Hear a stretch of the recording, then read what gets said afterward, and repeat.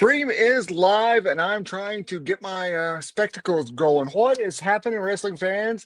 The Two Bros Wrestling Show coming at you live through the interwebs. What's happening, Kevin? I'm trying to stay warm like everyone else out there. It is quite cold here in this part of the world. Hopefully, Yes, it you are is. staying warm wherever you are watching us from. But if you're trapped indoors because it's cold outside, you could do worse than talking about wrestling, as we're going to do tonight on the Two Bros Wrestling Show, as we always do. But tonight's topic, Doug, is one that we have been eager to get. Actually just get out into the world and talk about, because we've waited for so long. So long. They made the announcement about moving Raw to Netflix. We now have 2 weeks worth of hot takes on what we think thus far, the big premiere, and then more what a typical episode is probably going to look like. Right. And that is our main event topic tonight. We're going to discuss everything related to the Raw on Netflix first couple of weeks, and we hope everyone sticks around for that. Let us know what you think. Before we get too much farther into it, though, Doug, I want to thank everyone for tuning in last week. Last week was our first show of our 6th season. And Wow. as always, it is our annual award show. It was our most watched award show in at least 3 years. So thank you, everyone, for making that happen. And if you haven't seen it, go check it out. That is And awesome. let I, us I know did what you not realize that. Thank you, everybody.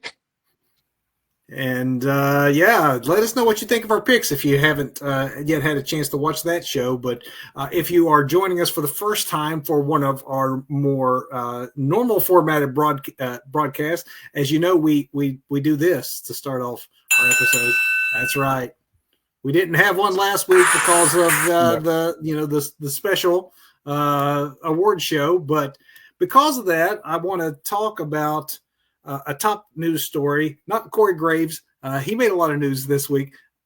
It kind of relates, that does, though, to our Netflix discussion, so we'll table that. But I'm going back for something that actually happened the week before. But since we didn't do news last week, we didn't get to talk about it. Want to make sure we discuss it here on this show, because that is the settlement that Vince McMahon has come to with the federal government. The Security and Exchange Commission settled the charges against former WWE CEO Vince McMahon over his failure to disclose payments that he had made to 2 women in order for them not to reveal potential relationship and or inappropriate relationship matters that they had with Mr. McMahon. As part of the $10.5 million that he had given the women and then failed to, disclose it, he failed to disclose it to WWE at the time. And so that's what these settlements were about. And as a result of the settlement, McMahon has agreed to pay $400,000 in a civil penalty and to reimburse WWE approximately $1.3 million without, it should be known, without having to either admit and or deny any wrongdoing, of course. So what does this mean? Well, it first means that Vince could really speak more openly about this for the first time since it's been 3 years of investigations. And basically, he did use that opportunity to insinuate that it's all just been, fake news and the media being misleading these last few years. The standard stuff. He actually had the audacity. So I want to quote him in his own words here. He referred to this and says in the statement they released, quote, "In the end, there was never anything more to this than minor accounting errors with regard to some personal payments that I made several years ago while CEO of WWE." It's just an accounting error, Doug. Okay. It's an accounting error about a personal issue, just some personal, sex trafficking, just, as one does, I suppose. I have to sign off on invoices daily, and I've never found that category to check that box in for them. So I guess I understand that, there could be that confusion since, most places don't have a box for that to begin with. but And whatever. Vince, of course, then goes on to say he was thrilled that he now gets to put all of this behind me. But can he? And that's another thing I want to make sure we talk about. Despite his choice of words, this is not over with by a No, long shot. In fact, in the same way that Vince tried to put his spin on the settlement, the same thing happened for the lawyer for Janelle Grant, who is the good for her. ex-employee who is suing Vince for sexual harassment, abuse, trafficking, all that. But the lawyer was quoted as saying the SEC's charges prove that the non-disclosure that Vince McMahon coerced Ms. Grant into signing violates the law, and therefore her case must be heard in court. So the lawyer is basically letting Vince know that this is not behind you. There's still a civil case, and we will see you in court. So this is not the end. The civil case, of course, will continue. And it's not even the end when it comes to Vince's potential trouble with the government. This is just the SEC's settlement because the Southern District of New York continues their criminal investigation into Vince and WWE. There are some reports that might actually be winding down and that Vince has been relieved as to what is or isn't coming out of that. So whatever it is, there's still way more. We're way closer to the beginning of this than we are to the end of it, despite the settlement. Yeah, we're talking about a man who could possibly be a Bond villain, so I thought it appropriate to grab a cat. This is Oreo, by the way. It's a very cute cat. Hello, Oreo. Welcome to the show. It's the Two Bros and Cats wrestling show. You can't go wrong. Two bros and a cat that wanted some attention, so I picked him up. Hey, cats are internet catnip with no pun intended. Right? So maybe we'll get some more views since Oreo's on the show with us now. Thanks, Oreo, for helping us here. Moving on to the other news story, and I think this is kind of one of those. Didn't we already think this? But I guess they made it official this week that WWE and TNA announced that they are entering into a multi-year partnership. So maybe they were dating before and now they put a ring on it. I don't know. Or at least it's Facebook official now, maybe? Is that what this means? It is a chance for TNA and NXT specifically to continue to cross brand. The press release states that the agreement will provide opportunities for TNA and NXT superstars to have crossover opportunities. They say, quote, it will enable talent to garner additional exposure across key WWE and TNA programming. They specifically call out the weekly NXT show, the weekly TNA Impact show, and select WWE PLEs and TNA pay-per-views. It didn't reveal how long this multi-year agreement was for, what the financials necessarily are, who may or may not be available or involved. But, anything that gets more like Jordan Grace and Joe Hendry on my screens, I'm supportive of. I'm just wondering how long it is now before Jordan Grace moves on to at least NXT or maybe even the main roster. Because Genesis is on. Are we on up against Genesis tonight? TNA we are. I thought so. Yeah. Yeah, we are. Yeah, because and now they have.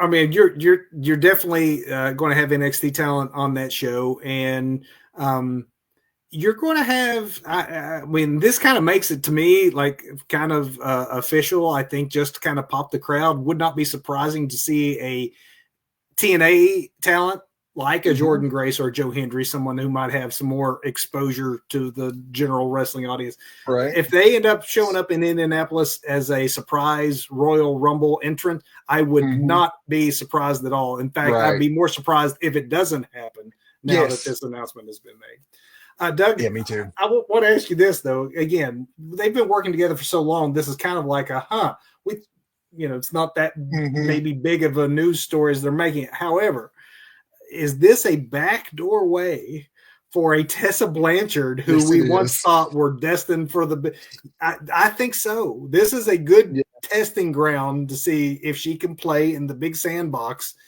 well with others and could be her way into the wrestling mainstream as we long thought that she would be. I'm already counting the days till we have Blanchard versus Ripley. Just waiting for that. Oh, Blanchard Oh my Flair. gosh. I Blanchard Flair. mean, Blanchard, there's actually a lot of crossover opportunities. We don't want to be dismissive of this arrangement at all. Honestly, it's been ad hoc. So if they make it more official and it means that we see it happen more often, I'd be very happy if this raises TNA's profile enough that maybe they get picked up by a larger carrier so that I can actually Yes. watch the product. Mm-hmm. We'll see where this goes. It's going to be interesting, but yeah, I definitely think it's a backdoor for Tessa. Yeah, absolutely. We will see how it goes, and we'll keep you informed on that. Moving along, WWE's next Saturday night's main event is upcoming this Saturday. In advance of that, though, WWE has released additional 2025 dates for Saturday night's main event, and those dates include May 24th and then July the 12th at 8 p.m. Does that ring a bell to anyone? Doug? Wait a minute.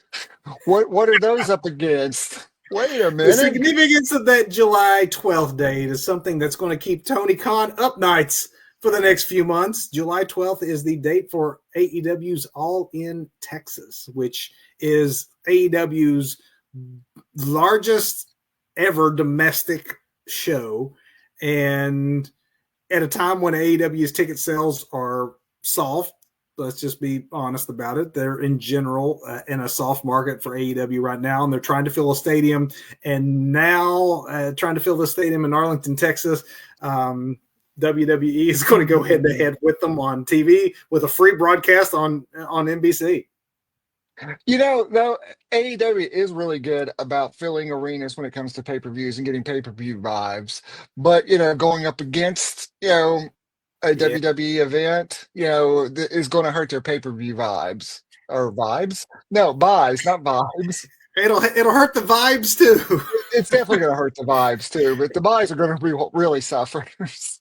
I mean, even if AEW is a very distant second to WWE, you cannot convince me that TKO choosing to go head to head with AEW Well, how did that happen? I don't know how it happened. You know that had to be intentional. They looked at the calendar. They know what day July 12th is. They may not have let's screw them over by doing this, but they may look at it and go, what the heck? I mean, sure. Yeah. We'll put the pressure on them. I mean, it's no sweat off our nose what happens to their business. But interesting choice, and we'll see how that all shakes out. Yeah. Next in the news, while we're on the topic of WWE, and that is the WWE transfer window that was devised to move talent between brands to correspond to all the different broadcast changes like the one we're going to be talking about in our main event here in a few moments.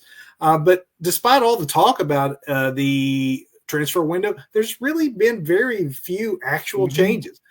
Prior to this week's episode of Raw, only Braun Strowman to SmackDown and Logan Paul to Raw have been the only two transfers that were official. However, this past Monday, we did receive news that the entirety of the Wyatt Six, my pick, if you watched last week, my pick for the most underutilized talents of 2024, they are going to be shifting from Raw to SmackDown. So hopefully the change of scenery is going to give them actually something to do. They have not been on TV in more than a month. Yeah, that just went downhill. That de-escalated incredibly quickly. So hopefully they'll get some... SmackDown has 3 hours to fill, so maybe they'll use them. Right. Speaking of talents going into WWE, you've maybe not seen in a while. Here's one that you've not seen in much longer, and that is Lince Dorado. But apparently he is back in WWE. Best known for his work in the 2016 Cruiserweight Classic, then as a regular on 205 Live, the former Lucha House Party member was let go from WWE in 2021, along with his partners Gran Metalik and Calistico, excuse me. But on this past Friday at an NXT house show, he wrestled. So the word is that he's likely to be a player coach in NXT, one of those guys that hangs out at the Performance Center and allows, wrestles, works with guys to make them better. If so, that's a good spot for someone as talented as him. He is 37 at this point, probably the better long-term role for him Yeah, was to be working into that coach position. So congratulations to Lindsay and welcome back. that's awesome. Somebody else we may be welcoming back to AEW or excuse me WWE soon, Doug. Let's I maybe started this story by saying the AEW faction that is the House of WWE Husbands is about to lose another member.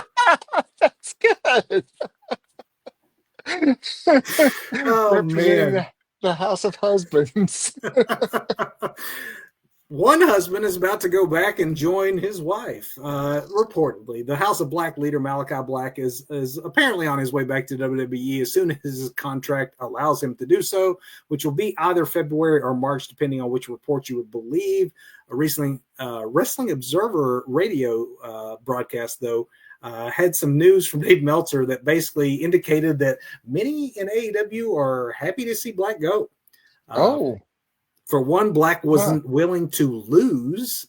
That is apparently a rumor that's been around that apparently Meltzer is finding out is true. He was always trying to protect himself, especially on his way out, and refused to lose. So, that will not fly with Shawn Michaels or Triple H over in WWE land. Just because Vince is gone doesn't mean that you can bring that attitude back. So hopefully when he joins Zelina back in WWE, all will be good. So had you read this where we have the other members of the House of Black with Buddy Matthews and Brody both filing trademarks for the Hounds of, I think it's Hounds of Hell. One of them has entertainment and con related things, and the other one is straight up wrestling and entertainment merchandise or something like that.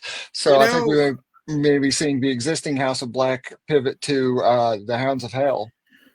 We had a Blackpool Combat Club for a very long time without anyone from Blackpool. It would make sense that your Malachi Black leaving would mean no more House of Black. So I don't know what Julia Hart's going to sing now when she comes to the ring, but we'll find something for her. I don't know. I'm just happy that she's back on TV. Where we saw her hurt and finally back. She actually is one of my favorite members of that whole faction. So she's, I think, does a great job. Someone else that's back on our screens, if you just know which screen to watch, and that is former WWE star Matt Riddle. The original Bro has signed an exclusive contract with Major League Wrestling, and according to Lucha Libre Online, the deal was inked late in 2024 and includes a commitment to MLW's strategic alliance with CMLL, meaning that Riddle will no longer be working for AAA in Mexico in order to protect that partnership that MLW has. His MLW role, though, is already off to a very strong start as Riddle won that company's world championship from Satoshi Kojima at last weekend's Kings of Colosseum event. So congratulations to the original Bro. Now, I want to bring it to a close here before we go into our main event, our last news item.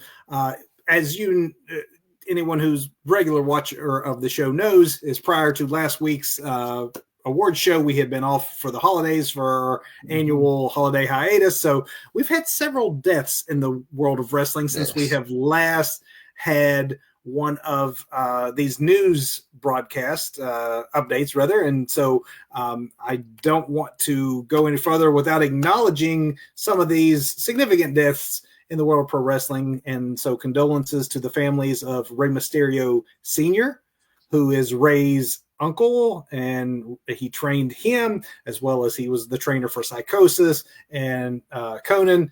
And then former NWA champ Jax Dane, he had a heart attack and died on Christmas Day. He was young. He was still in his 30s.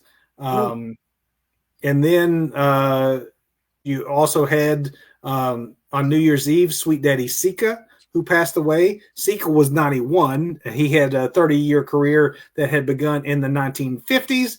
And then Richard Harris, who, I see the look on Doug's face. Exactly. Who's Richard Harris? You will know if you were a fan of 80s wrestling, you will remember Richard Harris, especially if you were a fan of Southern wrestling, you will know Richard Harris better as Black Bart. Oh, Yeah, Black Bart passed away last week at the age of 76. Mm, He was a multi-time man. champion, especially in tag teams.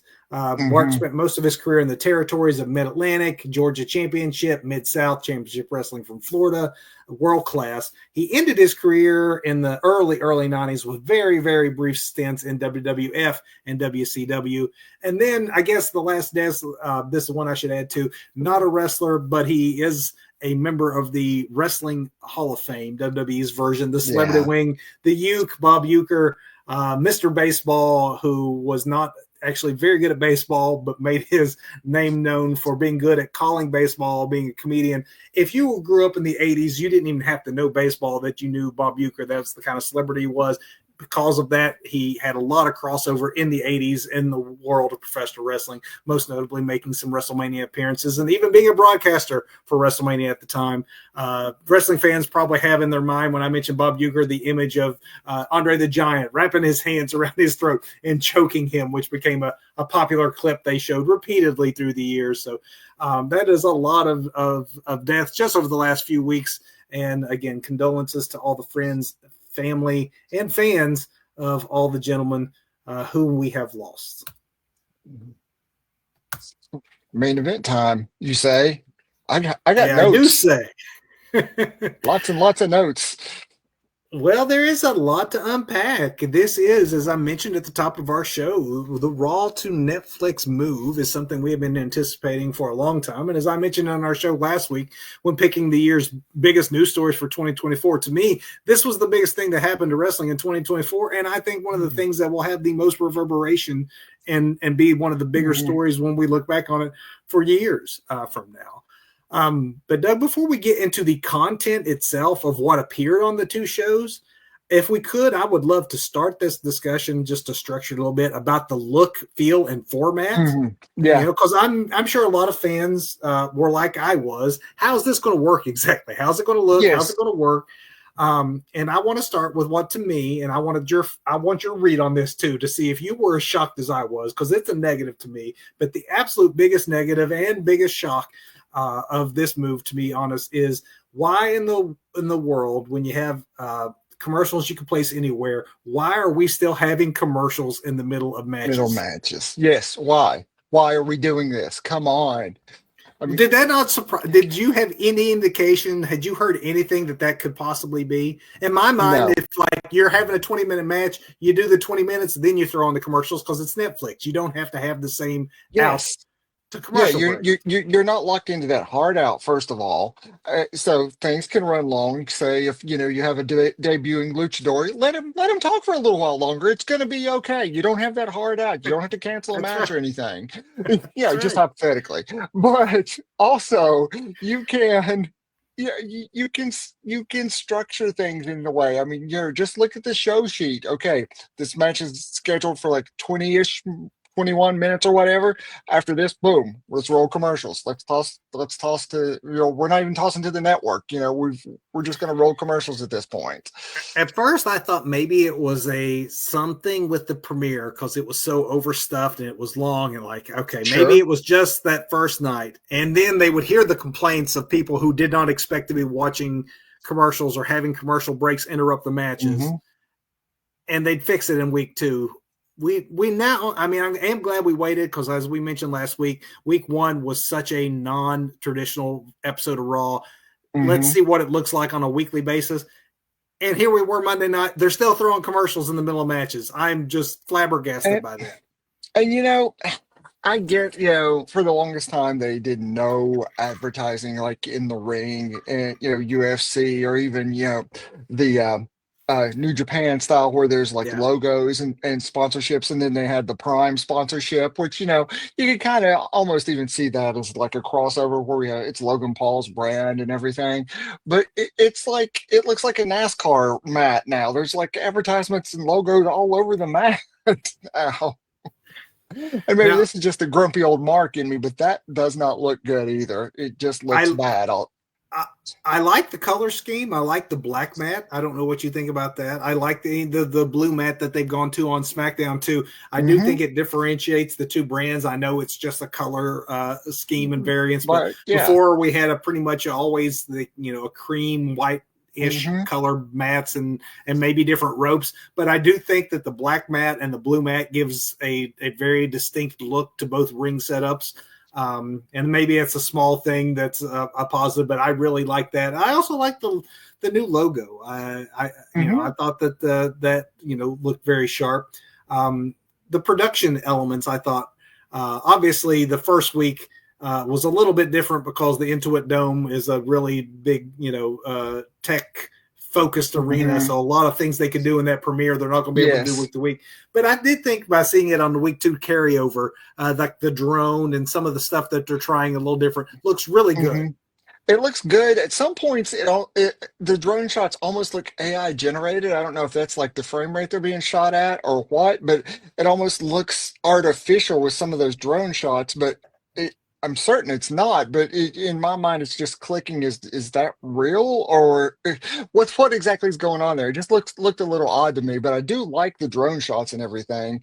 But Let's talk it about just that frame rate because I actually think it does look. The look for me is, and again, it's probably the difference in the frame rate that Netflix supports as opposed to mm, what I was watching, and it will it's vary fair. if you're Yeah. watching on cable. But like YouTube TV has, only so much of a frame rate that they push out in their streams. Hmm. But I thought that it looked good, and I, for one, did not have any buffering issues. I did not hear of Hmm. any buffering issues of the No. likes that affected like the Mike Tyson fight a few months back. I mean, it worked pretty smoothly for me as far as just the operational side of things. Yeah, I think everything fell where it should have. I mean, it was still definitely a WWE, a very competent production. We talked before about how competent their people are, especially the folks who put together those packages and how they have to even hustle during pay-per-views to do these like epic like recuts, and recaps like minutes after a match is finished. But I think the production team is on their game. Is just it's like they have new toys to play with too, though. As far as the biggest positives, as the logistics Production side of notes. things, as Hmm. far as prior to the Raw premiere, I wasn't sure if you were going to be able to start the broadcast late I was and wondering about rewind that. and fast forward Right. and all that. So meaning if you wanted to start the show late and then fast forward through those commercials we just talked about, I didn't figure that you'd be able to, that the commercials would Hmm. be forced to you. I was pleasantly surprised to find that is actually not the case. And that not only can you rewind, and maybe they'll put a stop to this because this was a shock on the positive side instead of on the negative Hmm. side. Like but if you start it late and you rewind it, it actually skips the commercials for you. Hmm. Did you notice that too? Yeah, I realized that second week, because I Yeah, was playing catch up this same. weekend. Yeah. Yeah. First week I started right at 8 because I'm like, I Yes. don't want to miss it. And I don't know that Absolutely. I can go back because if you remember for a Hmm. while there, you couldn't with like the premium live events on Peacock. You started late, you just Yes. started late. You couldn't Exactly. rewind to the beginning. So I didn't. But second week, I'm like, I'm going to tune in late. I want to see if I can start from the beginning and could not believe, pleasantly so, that instead of Hmm. having to fast forward to the commercial, they fade to black and then they come right back up. I'm like, all right, Yeah. this I like. Yes. This I could get behind and almost forgive the commercial breaks in the middle of matches. Almost. Almost. And of course, I guess, there are two very distinct audiences they're going to shoot for here. They're going to grab that audience that always is there at 8 o'clock on Monday night, ready to go when Raw goes live. We've been trained for years and years and years to be there, and but now we have DVRs and streaming and this and that, so we don't necessarily have to watch in real time. And I think there's a contingent that does that, but there's still a bunch of diehards who want to watch it live. So it's going to hit both people now, and that's great. Yeah. Yeah. And I mean, it is great. And you talk about all those people, that's another logistic thing. Let's talk about all those Oh yeah. people in the arena. All right. Yes. So Yes. I was Great work. looking to see, like, all right, what's the new set going to look like? And Hmm. then there wasn't really a new set because WWE now prizes the fact that if they don't have the giant Trons and the giant stage Hmm. set up, they can sell more tickets, More which tickets. more tickets, more money. And I'll be honest with you, as cool as those big stages can look, and they can be very impressive, I think it looks even more impressive to see a sea of people. Do Even you with a think smaller screen, the sea of people is a much cooler look. absolutely? But it has more of like a UFC vibe to it too, though, where you've got the ring, and that is all you need. You don't need the Trons and the this and the that and No, the whatevers. You've got the ring, you've got the talent, just like UFC, you've got the octagon, and everybody around it throughout the arena. So maybe that's just, I mean, obviously the mat with all the logos on it is a UFC pullover, but maybe they're learning some stuff from Dana White and his crew. I'm sure they're selling trades, or they're sharing trade Swapping, secrets. yeah, absolutely. So let's now get, I said we're going to talk look and feel before we get into content. Look, feel, and sound. So this was the news story we skipped at the start, but we should point out for those who or maybe haven't caught any of the Netflix broadcast yet is that your announce team for Monday Night Raw most Monday nights is going to be Michael Mhm. Cole and Pat McAfee. Cole, of course, is the voice of WWE, the obvious choice to lead the A show. And I'm sure Pat was probably his choice as color commentator because they do seem to Right. actually have a genuine friendship and Hmm. they do work well together. They work very well together. Also, as we touched on last week during our award show, from a WWE perspective, Pat is the choice, not because he's WWE's best color commentator, because he's Hmm. not, but because he's the bigger celebrity outside of wrestling. Hmm. And I know that that's an old Vince McMahon thing of like so desperately wanting mainstream entertainment's approval, but Yeah.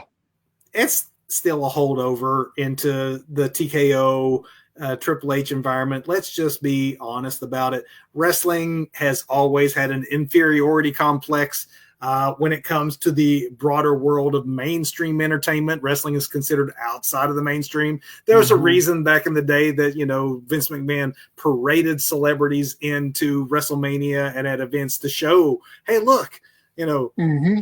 the Rockettes love it. Pam Anderson is great. She's here. Liberace, he's all down with what we got going on. I mean, he was. Yeah. You want to sell a sporting event, you bring in Liberace for sure. It's just the way that Vince always worked, and it's no different now. In that, if they have a choice between their better color commentator or the person who has a profile that is a Hmm. celebrity profile, they were going to go with the celebrity every time. That's not to say that Pat isn't good at what he does. He's very good at what he does. He is not the Agreed. best.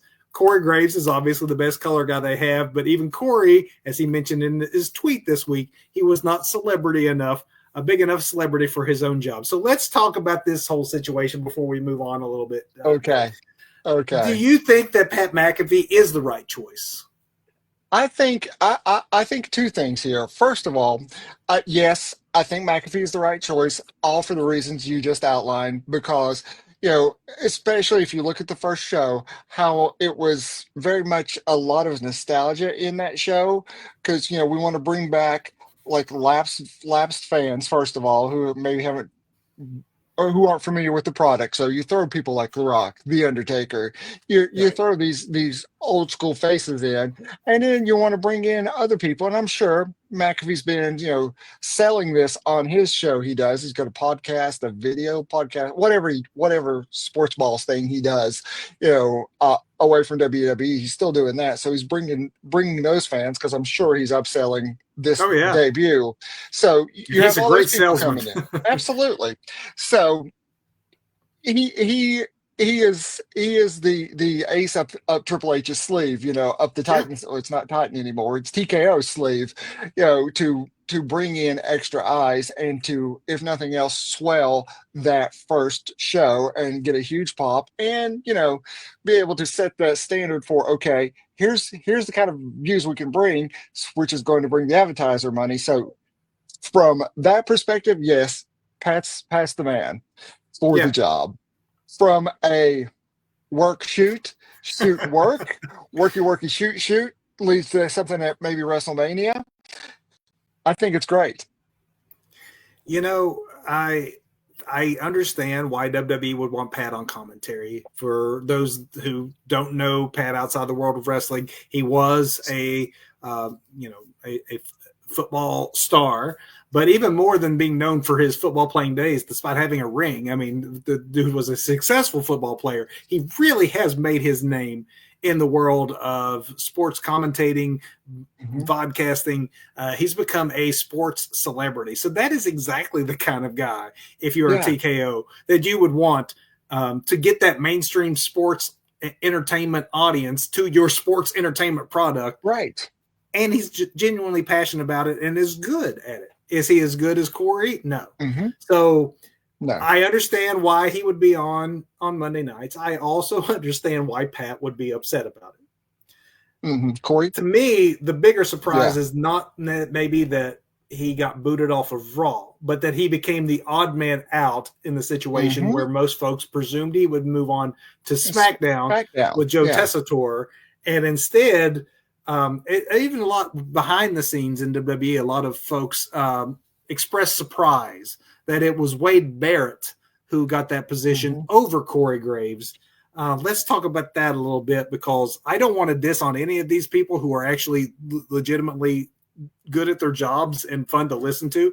I am a Wade Barrett fan too. I think Wade Barrett does an excellent job.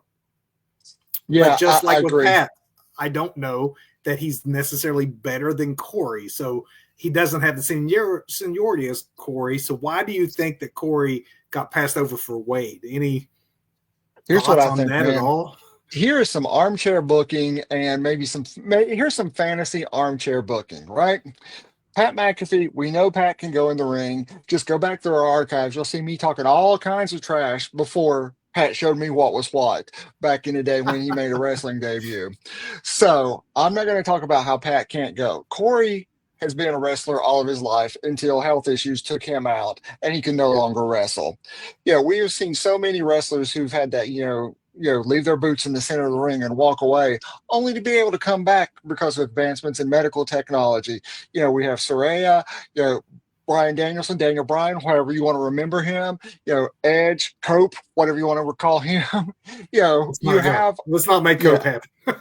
No, Cope should not happen. But you have all of these great talents who've had to hang it up for one reason or another, but then are able to come back because of these advances in medicine that allow them to return to what they love. Maybe we're at that with Corey now.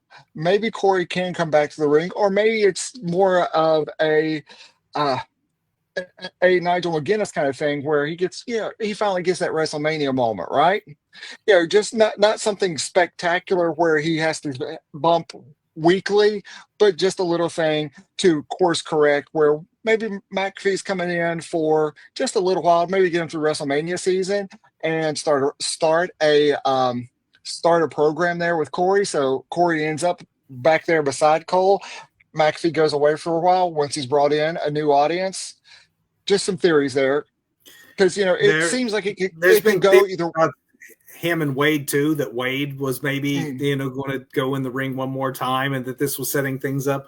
But the longer this is dragged on, a lot of the reports are that this is not a work, that this is actually a shoot. And while Corey Graves has not been let go or fired over his tweets, he also has not been seen since then. And it is very likely that that WWE would not fire him for fear that he would then go over to AEW. Of course he would. And Tony Tony would just eat that right up with a spoon. Absolutely. Man. But because didn't Corey tweet something about, he had a lot to say and he'd be saying it on NXT? And then a lot of people, kind of like that KO and Cody fight, after. What was it? Was it after pay-per-view or was it after Raw? But anyway, where none of the WWE cameras get it, but a whole bunch of folks with cell phones, catch it and upload it, and it goes viral. Similar where Corey mentions that he's going to be on NXT, and has a lot of things to say about things that have been going on.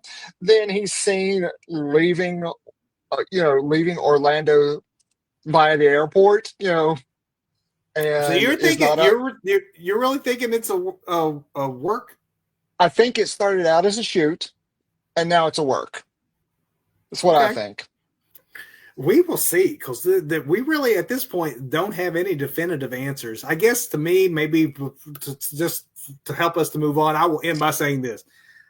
Pat McAfee's great at his job. Wade Barrett's great at his job. Corey Graves, great at his job. How are those three guys embroiled in all this? And Booker T sits in the color commentator position and no one says a thing. Why is he there? Why is Booker not the odd man out in this? Like, there's another seat there. You didn't have to try to squeeze Corey in as the third wheel on the NXT broadcast. Just tell Booker, thank you for your service. Go send us some more wrestlers. You're Yeah, good at go that back to reality of wrestling and do some training. All right. Oh. We will definitely have to follow this though, because it is a big, it's a big domino that is fallen as a result of Raw to NXT. I'm sorry, Raw to Netflix. NXT. Yeah. All right. One more logistics thing, then let's talk content. But this was always something that was questioned in advance too, and that is, how long is this show going to be?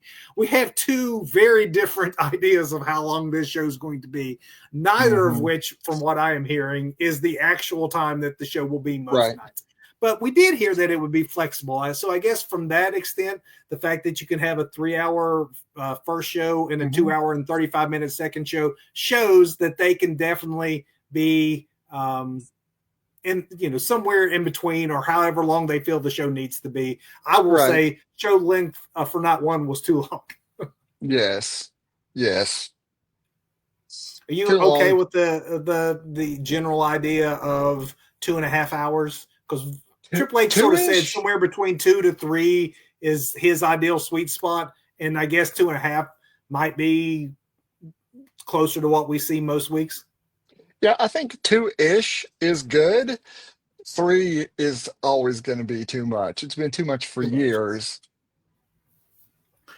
Well, let's talk content then, because that first 3-hour one, they definitely tried to make sure it was worthy of 3 hours by putting forth a pay-per-view quality lineup stacked with matches you would normally have saved for pay-per-view. Honestly, few of which you would normally save for like Mania or one of the big pay-per-views.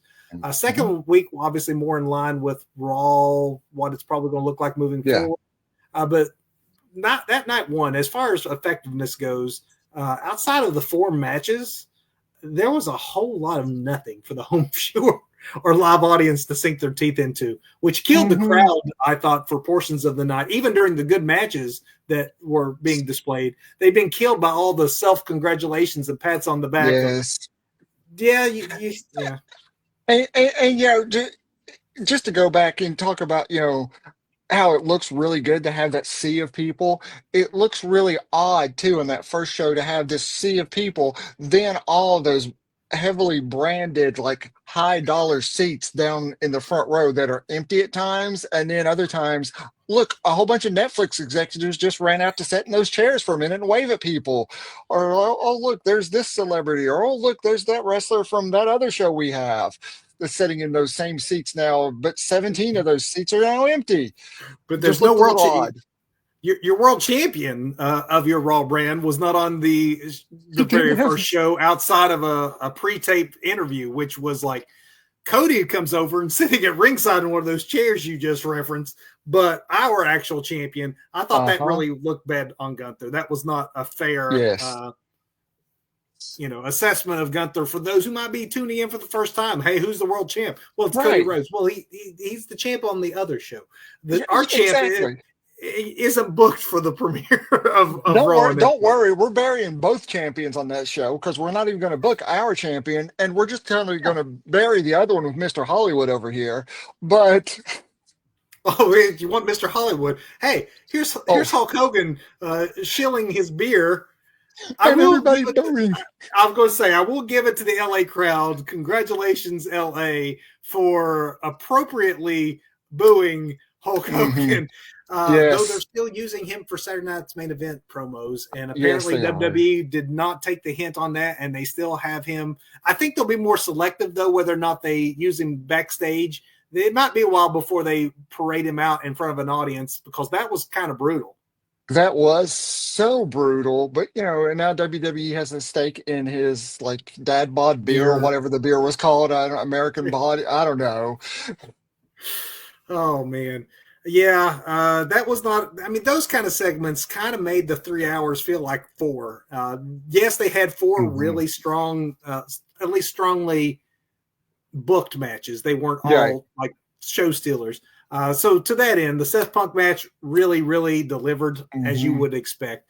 Uh, Mommy But regaining the world title is also a nice memory that people would have of night one. What happened on night one of Raw on Netflix? Well, Rhea Ripley regained her title. The same thing could be said as far as newsworthiness goes. If it's about moments more than matches, which really yeah, WWE always is. Hey, Roman finally dispatched of Solo, thus sort of seemingly ending sort the of. new or OG bloodline storyline for now. But I think There's. what we won't remember, though, and hopefully we don't remember, is the match quality itself. Uh, Mhm. I mean, okay, I see from the look of your face, you agree that it was actually pretty boring until everyone got involved. Yes. Yes, absolutely. I thought it was odd that, its placement on the card. It's like, oh, okay, this is happening now. Okay. So, do you think the reason? Here's my theory on this, and I want your take. Do you think the reason it was not only first of the night, but you think the reason that they might have put it as a moment on Raw Uh-huh. as opposed to bringing it to a natural conclusion at WrestleMania is that they knew that the chemistry and the match quality between a Solo Sikoa and a Roman Right. Reigns actually would not live up to expectations, and that it's way more forgivable on a Raw broadcast than it would be if you were the last thing on night two of WrestleMania. If they'd blown it off the feud that way, people would have been more disappointed in a night like this when it's first on a Raw on Netflix premiere, that it's way more forgivable. Yeah, because honestly, I feel bad for Solo because, because of that, because I think that's a very, very viable reason why it happened the way it Yeah. happened. And seeing that match quality, I mean, Solo's not a bad worker, but No. then, Solo's he is not, a five-star match kind of guy. He's not, the best talker even in his own family, for sure. And they kept Jacob Fatu, I'm certain, off TV for a while to establish the tribal chief Solo Sikoa, just so Jacob would not overshadow him. And Jacob did a great job of when they would give him a mic to just sell Solo. But then you see on this past Friday night, Solo just walks away. Jacob grabs a mic and it's like, oh, here we go. Here we go. Yeah.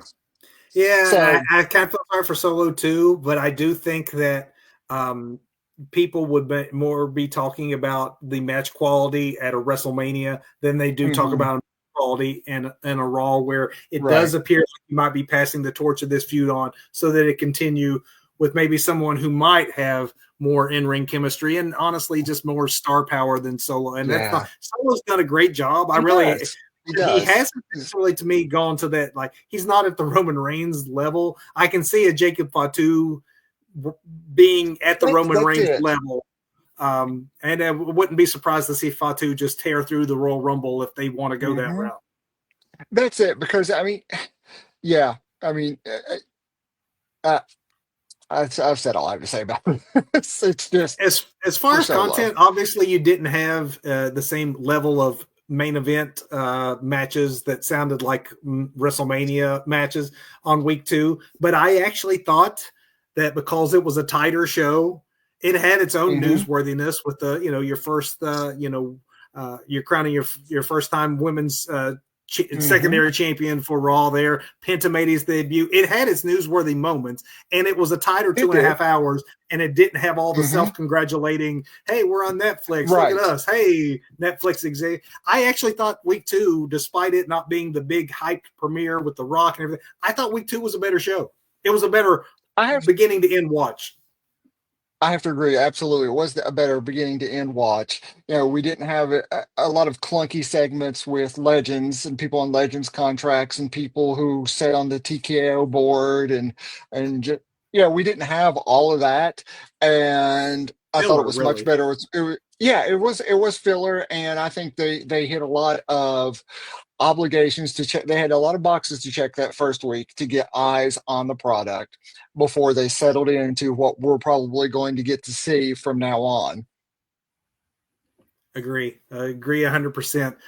It was during week 2 also when, again, I realized that you could watch on Hmm. delay. And I also noticed that during while watching the broadcast, you receive the live event has ended message on your screen Oh, when the actual live event is over with. And I thought, oh, great, this means they'll probably now right. I'll hit that commercial and not be able to fast forward. No, they still had the commercials cut out. So perfect.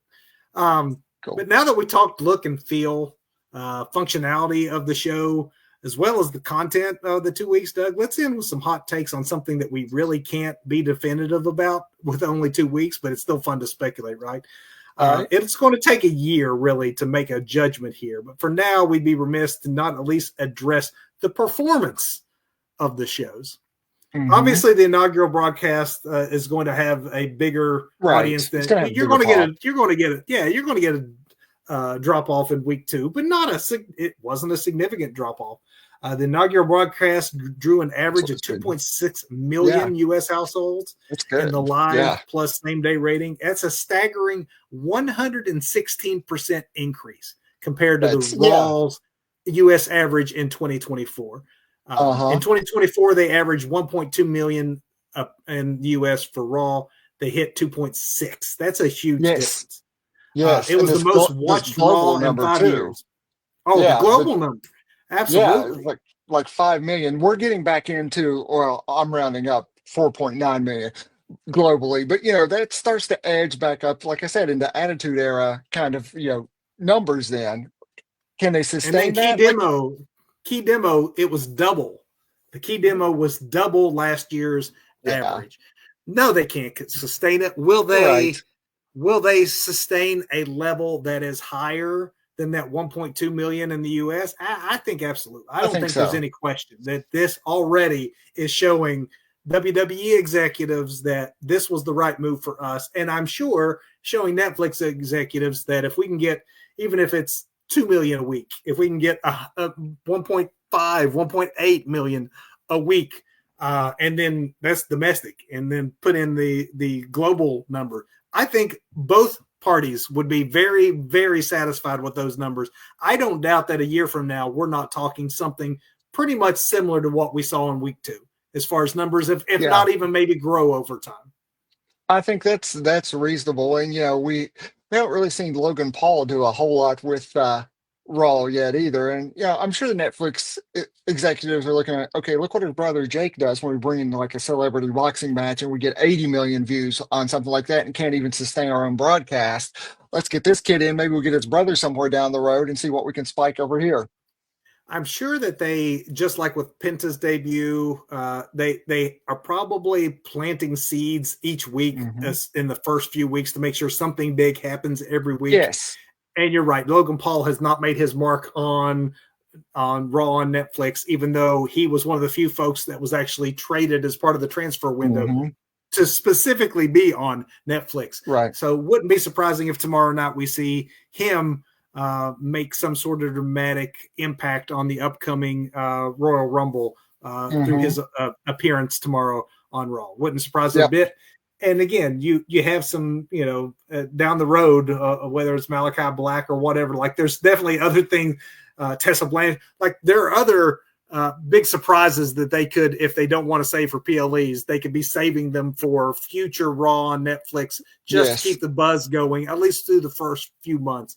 I don't expect, when we talk performance, I really don't expect that we're going to see any sort of rating fizzle. WWE's been a hot product.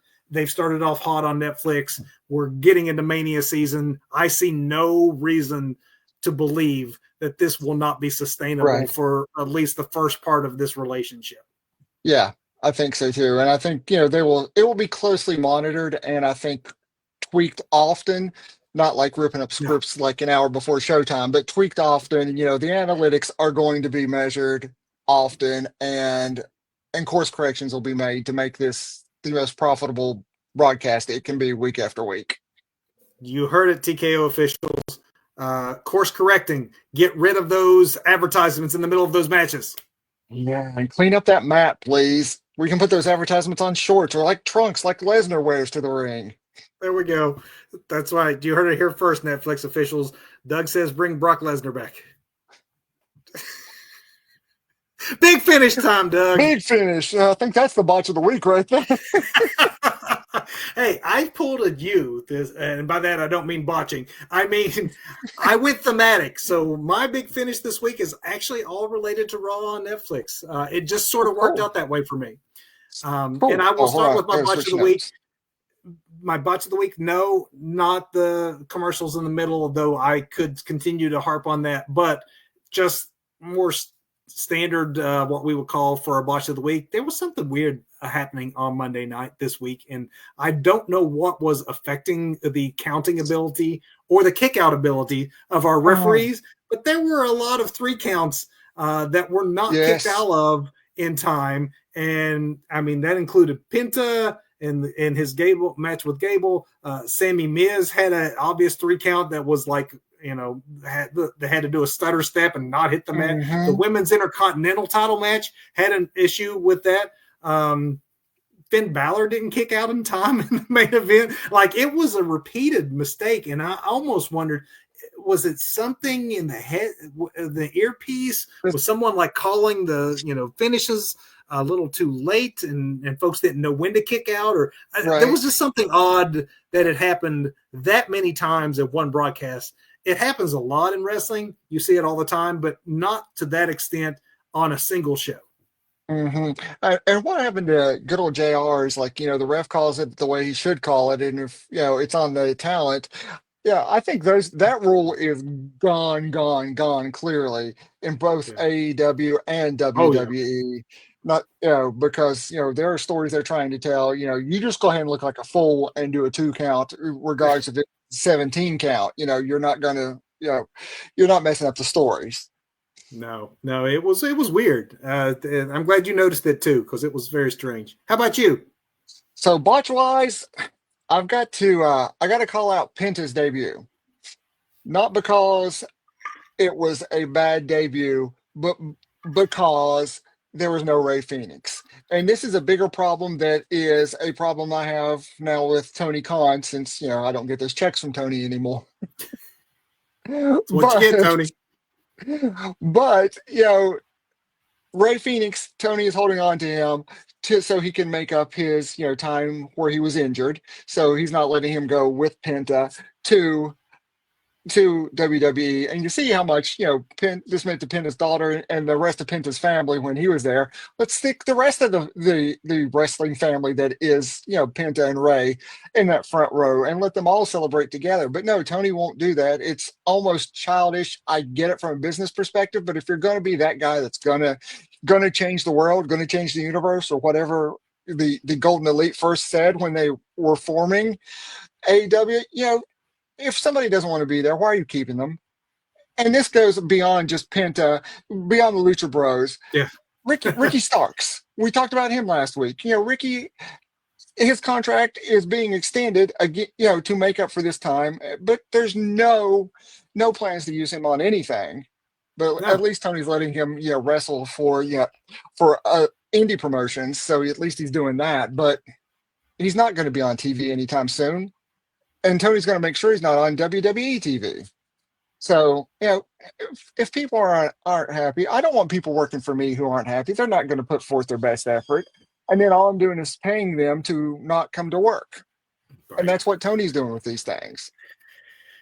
I get it. I agree with you. It was cool to see Penta's family and what it meant to them. And, it is important to remember that Penta and Ray Phoenix literally started their career, when I say on the streets, literally on the streets. You pull up to a traffic light in their hometown there in Mexico, and while you were waiting for the light to turn green, they were doing lucha libre on the street for change.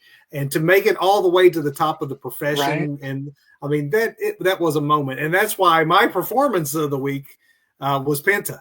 Because, yes, it'd been cool if the brothers could have been there together, but it wasn't a perfect match. I think there was some early nervousness. There was a couple of, like, you Right, could right. say he was a little bit off, but the look, the big main event look, the pop, the time he was given, the promo afterwards. I know he went long. There's a story about that. And, no, it didn't have to be a perfect match. It was a perfect introduction to the number one promotion in the world by a person who took a long time to get there and made the most of his minutes and relished it. And I think if they keep the push behind him the way it looked like he's already Yes. a big merch seller in WWE. So I can't imagine that they don't have right now what they think of is we have our next Rey Mysterio right here. Oh, absolutely.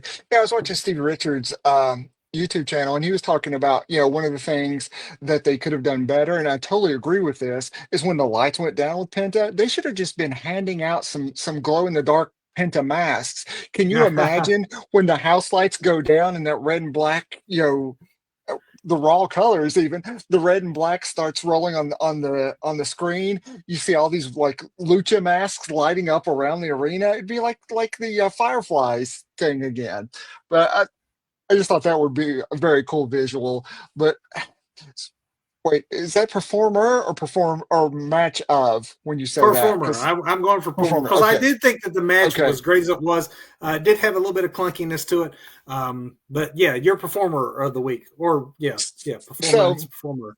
So, performer of the week. So, I'm watching Collision, just getting caught up on my wrestling today.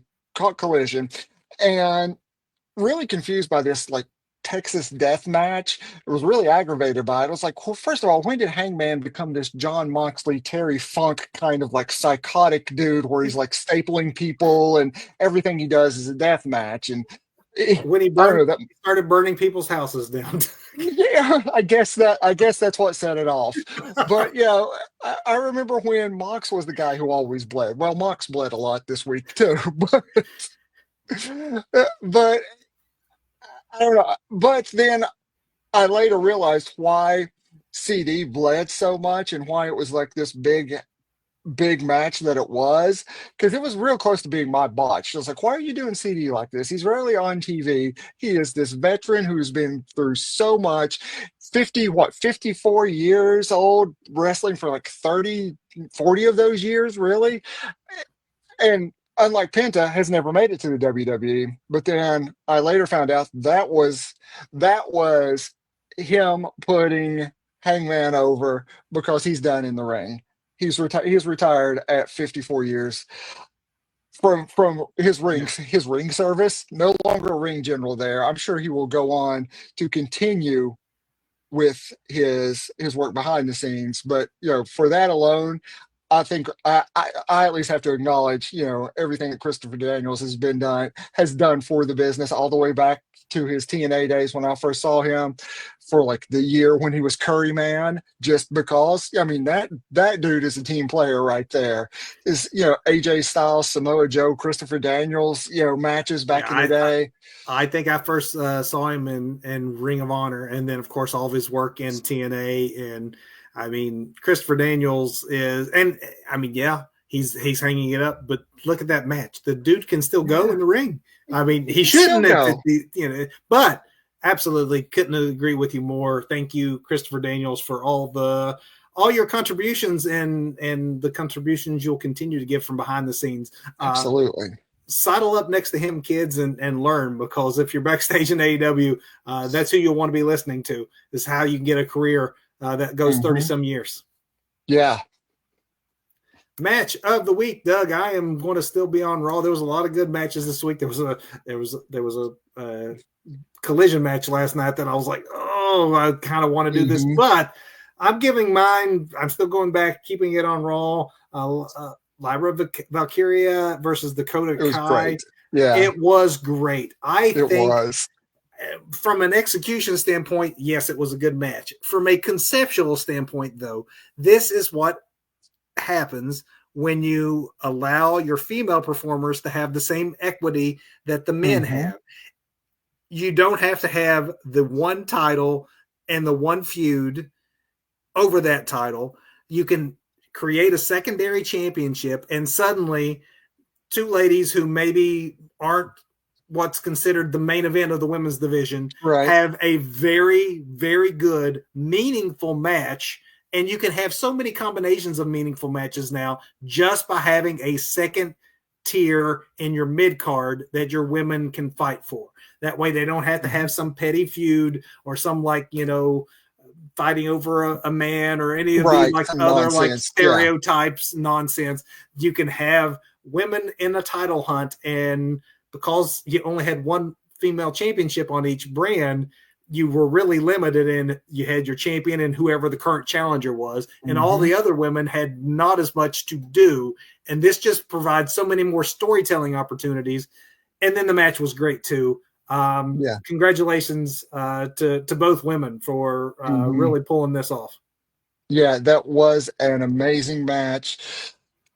Not my match of the week, though, but my match of the week has your performer of the week in it. And I think you hit on a lot of points because I'm not going to say it was a 5-star match. I think I've seen, better matches. I think the last house show we were at when the AEW came to town, with Edge and Penta, was a better match than Gable and Penta. But actually, that wasn't a house show. That was actually Dynamite. a Dynamite show. Nevertheless, it wasn't a 5-star match, but it's my match of the week because of what it means, what I can see, the investment in Penta, where it's going to go, what it's going to give him, and I'm really excited for that. It was almost like a bloodline match where the quality of the match isn't the primary thing. It's what's coming out of that, which is Penta got a win. Penta is here. He cuts a promo. Honestly, I think that's the most English I've ever heard him speak in the entire time that I've seen him on AEW. I don't know why do we need Alex Abrahantes, which I think he's great as a mouthpiece, but Penta can talk.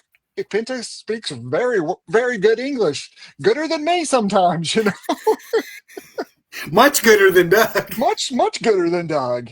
But there we go. That's my match of the week. Hey, it was a little clunky at first, just a few spots, just because I think there was some nervousness there. But it was a good match, and it picked up, and it showed why Penta is a star. I love the match, and quite honestly, let's not lose the fact that you have to have two to tango. But as they say, Chad Gable could have a match with a broomstick. Does Chad Gable ever have a bad match? I mean, think about all the no. He's one of those guys you can trust, and it was intentional that the first impression you have of Penta is going to be in a match against Chad Gable because they knew that Chad Gable can help Penta bring the most that he could to the table with that dance there.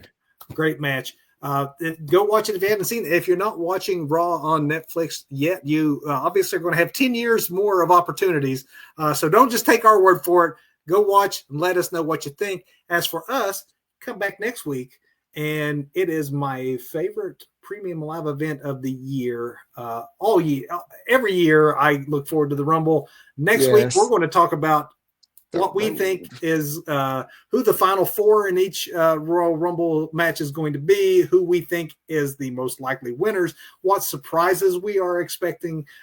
Everything Royal Rumble is what we're going to preview for you next week on the broadcast. So tune in then. Tune in. Thanks for watching, everybody. Till next week, go watch some wrestling.